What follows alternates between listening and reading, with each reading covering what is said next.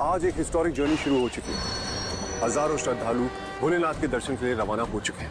ये हिंदुस्तान की खास ट्रेन आनंदनाथ तक जा रही है और इनके साथ बैठकर जा रही है इनकी मौत। इंडिया के लिए थ्रेट आया है। ये आतंकवादी किसी भी बड़ी चीज को अपना टारगेट बना सकते हैं, इस ट्रेन को भी।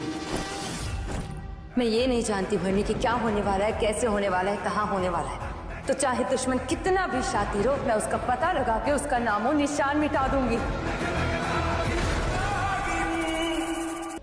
जब राधिका ने पूरब से शादी की ही नहीं तो आर्यमन का दिल क्यों तोड़ा?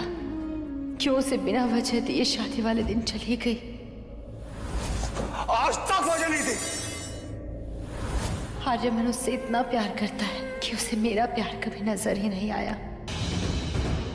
आर्यमन के दिल और जुबान पर आज भी सिर्फ राधिका का ही नाम है। आर्यमन हुआ आहाना से परेशान। कलर्स की सीरियल नागिन की कहानी में एक बार फिर से दिलचस्प मोड़ आता नजर आ रहा है, जहां पर देखना काफी ज्यादा दिलचस्प रहने वाला है कि किस तरह से आहाना को समझाने वाला है आर्यमन। टीवी इंडस्ट्री के ऐसे ही लेटेस्ट अपडेट के लिए बने रहिए टैलेंट बूस्टर्स के साथ।